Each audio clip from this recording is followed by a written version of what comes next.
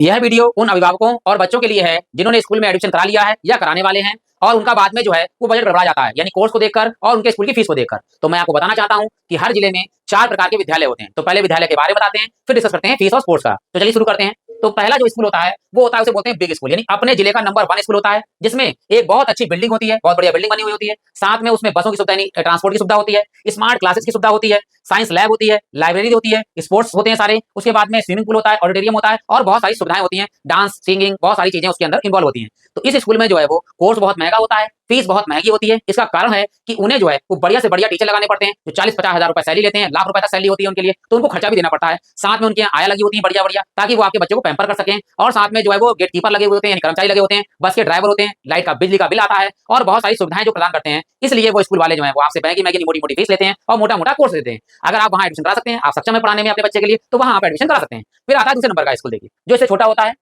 इसे बोलते हैं स्मॉल स्कूल। यानी आपके शहर में ऐसे स्कूल होंगे जिसमें आपके लिए एक छोटी बिल्डिंग भी होगी, साइंस लैब होगी, प्लेग्राउंड होगा, लाइब्रेरी होगी, स्मार्ट क्लासेस होंगी और ग्राउंड भी होगा, खेलने सुविधा की सुविधा सब होगी, लेकिन बहुत बड़ा स्कूल नहीं होगा। इसमें क्या होता है कि टीचरों को सैलरी उसके मुकाबले कम होती है, गेट कीपर कम होते हैं और बाकी जो आया होती है उसके अनुसार कम लगी हुई होती है, इसलिए इनका खर्चा कम होता है। इसलिए ये कोर्स जो है वो सस्ता लगाते हैं उससे, और साथ में इनकी फीस भी उसके अनुसार कम होती है। वहां जाके आप विजिट कर सकते हैं, अपनी सुविधा के अनुसार वहां बच्चे को पढ़ा सकते हैं। अब आते हैं तीसरे नंबर का स्कूल। तीसरे नंबर का स्कूल जो है हमारे पास में, जो हर जिले में सरकारी स्कूल होता है, जो कक्षा 1 से लेकर ऊपर तक होता है, इंटर कॉलेज तक होता है आपके लिए। और साथ में जो है बाल वाटिका चलती है, यानी छोटे बच्चों का स्कूल भी चलता है, वहां भी अपने बच्चे का एडमिशन करा सकते हैं। यहाँ पर आपको कोई शुल्क नहीं देना पड़ता है, ड्रेस है, कॉपी किताबें हैं, ये सब सरकार आपको प्रोवाइड कराती है और साथ में एक टाइम का खाना भी कराती है बच्चों के लिए। यहाँ पर आप वो बच्चे कराते हैं एडमिशन जिन जो सक्षम नहीं है पढ़ाने के लिए, तो वो यहाँ पर एडमिशन करा सकते हैं। बस ऐसे पेरेंट्स याद रखें जो इस स्कूल में नाम लिखा रहे हैं, तो वो थोड़ा गाइडेंस रखें, अपने बच्चों को ध्यान दें, पढ़ाने में आगे बढ़ेंगे ऐसे बच्चे भी, क्योंकि सरकारी स्कूल के टीचर बहुत बहुत बढ़िया वेल एजुकेटेड होते हैं, जो बहुत अच्छे से समझा सकते हैं उनके लिए। अब बढ़ते हैं अगले स्कूल की तरफ।